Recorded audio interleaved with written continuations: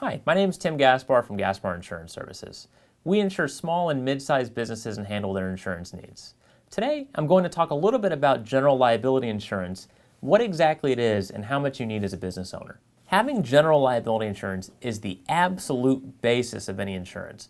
I would say if you could only afford to have one insurance, I think for most businesses, general liability would be the insurance they would get. It's the absolute foundation to having your business insurance in place.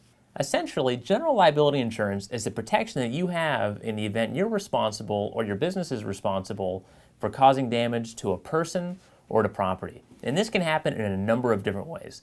One of the most common is with a vehicle accident. Let's say one of your company trucks gets into an accident, you hit somebody, you damage their car, and let's say they get injured. If they file a lawsuit against you, that's covered under your general liability insurance. Along the same lines, let's say you're manufacturing a product of some kind.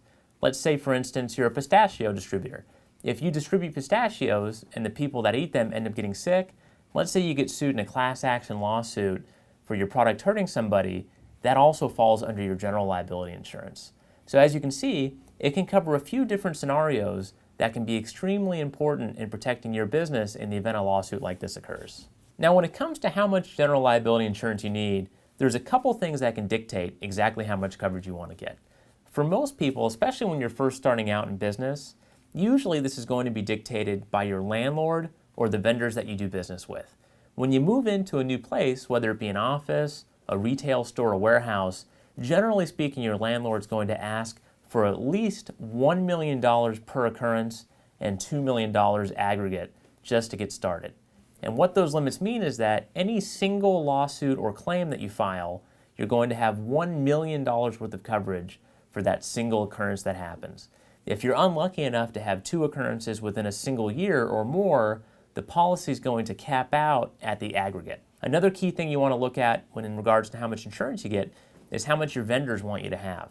Let's say you're a clothing distributor. If you do business with big clothing stores like, let's say, Nordstrom's, for instance, they might require you to have $4 or $5 million in general liability insurance because they want to make sure they're protected in the event something wrong happens with your product.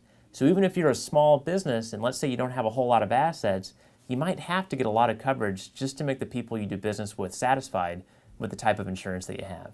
Now also, in regards to figuring out how much general liability insurance you should have, certainly the limit on your insurance should grow as your business grows.